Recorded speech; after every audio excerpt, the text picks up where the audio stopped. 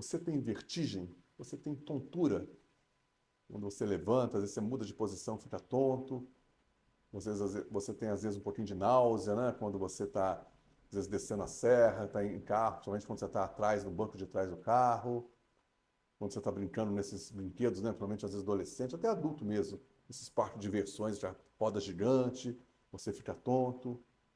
Você tem um comprometimento do labirinto. Mas preste atenção. Labirintite, que é tão falada, eu tenho labirintite, é muito raro, muito raro.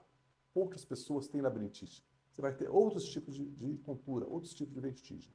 É isso aí que nós vamos conversar agora. Fique com a gente para que a gente possa discutir esse tema que é tão importante. Tantas pessoas sofrem desse mal, que é a vertigem e a tontura, que muitas vezes afasta a pessoa do trabalho, do convívio, do esporte. Fique com a gente. O termo certo são labirintopatias, doenças do labirinto. Temos várias doenças do labirinto. Temos o VPPB, vertigem posicional paroxística benigna, que é a mais comum, que é quando alguns cristalzinhos saem do ouvido interno, tá? Esse deslocamento do cristal pode gerar essa tontura, principalmente quando você muda de posição. Isso acontece mais quando a pessoa acorda pela manhã, já acorda rapidamente, sai da cama, vira para um lado, vira para o outro, abaixa para amarrar um sapato, às vezes está parado, alguém chama a pessoa, vira de repente. Então, é uma vertigem posicional. Tá? E o tratamento dessa vertigem, que é a mais comum, geralmente é o tratamento principal, é o reposicionamento desses cristais. São exercícios. Eu oriento sempre o paciente. Sentir uma tonteira na rua, o que ele faz? Pare e fixe um ponto. Arregale o olho. Você está na rua, olhe uma placa, nunca fica olhando um carro passando. O movimento vai piorar esse quadro de vertigem. Então você para, olha uma placa, você está em casa, olha um quadro, olha uma maçaneta, fica ali 2, 3 minutos, até menos, parado, fixando aquele ponto que a tonteira vai passar. E atendendo, o que as pessoas fazem? Você estando em casa, você sente uma tontura, você vai deitar e fechar os olhos. Aí a tonteira vai piorar. Então nunca deite e feche os olhos. Pare e fixe um ponto. E você está melhorando esse processo, está fixando um ponto. Então é a tontura, tá, de posição. E aí sim, muitas vezes vai reposicionar o paciente e muitas vezes vai passar exercício para esse paciente.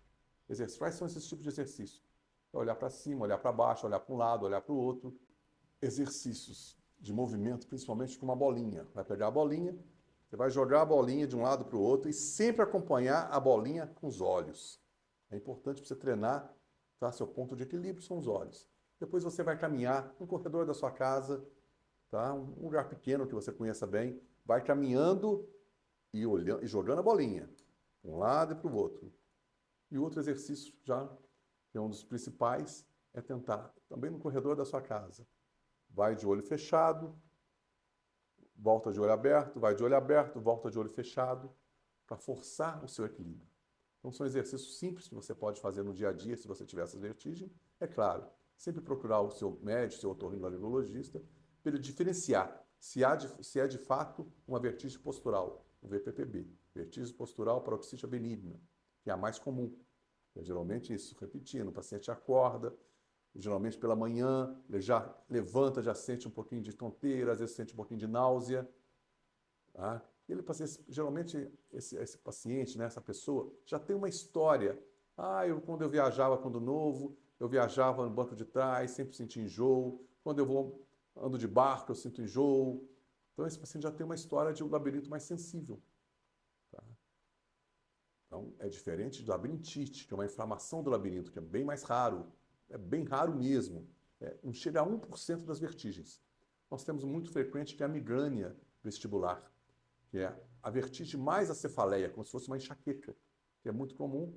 Então, você também vai tratar esse paciente, muitas vezes com algum medicamento, algum vasodilatador, e também dieta, né? Você deve evitar todas as tonturas, as vertigens, principalmente medicamentos que estimulam o labirinto, como a cafeína, então diminuir o uso de café, chocolate, refrigerantes, né? Cuidado com chás, né? Porque a gente, quando fala para o paciente restringir o café, muitas vezes o paciente toma muito chá. Troca uma xicrinha de café por 2 de chá grande. Então, o chá também tem cafeína, esses chás. A gente sabe que tem cafeína. Diminui o açúcar, né? E a gordura, que faz mal para todos os tipos de doença. Então, a dieta é importante, os exercícios são importantes no dia a dia. O paciente faz exercício, o exercício é bom para a saúde, né, para várias doenças, né?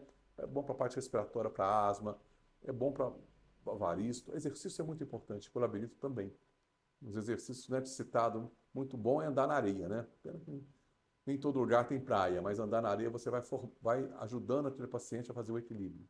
E existem outras patologias também relacionadas ao labirinto, que causam tontura, como a doença de Meniere, onde você tem uma alteração na audição, às vezes o paciente piora a audição, depois melhora, né, na vertigem. São várias doenças que você tem do labirinto. Repetindo, a menos frequente e a mais popularmente todo mundo fala, eu tenho labirintite. Você não tem uma labirintite, você tem uma doença do labirinto, uma labirintopatia. Aí sim, o ideal é você procurar o seu médico, para ele confirmar se for uma vertigem postural benigna de posição, ele vai talvez reposicionar você ou vai fazer exercícios e você vai melhorar.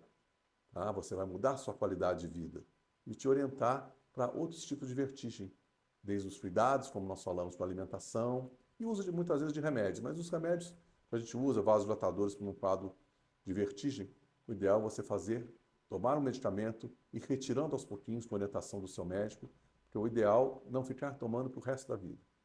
Mas muitas pessoas tomam, às vezes, uma semana e param. Aí você muitas vezes vai ter uma recidiva logo ali.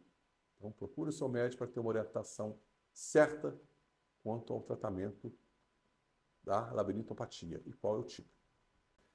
Quanto ao diagnóstico, os primeiros exames que nós fazemos quando o paciente nos procura com uma labirintopatia é ver como está a audição desse paciente, fazer uma audiometria, uma impedanciometria.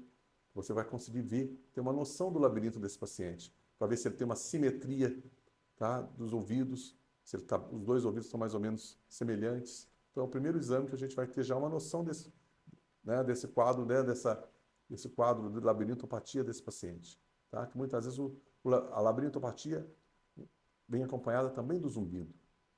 Pode ou não vir acompanhada, mas às vezes vem, quer dizer, muitas vezes a labirintopatia acompanhada do zumbido mostra que já está tendo alguma alteração já no ouvido interno desse paciente. Se você gostou desse vídeo, curta, compartilhe, escreva alguma coisa, mande uma mensagem para que a gente possa colocar outros vídeos que possa, de fato, trazer conteúdo, né? Trazer conhecimento para vocês. E sugiram até sugerir outros tipos de vídeos.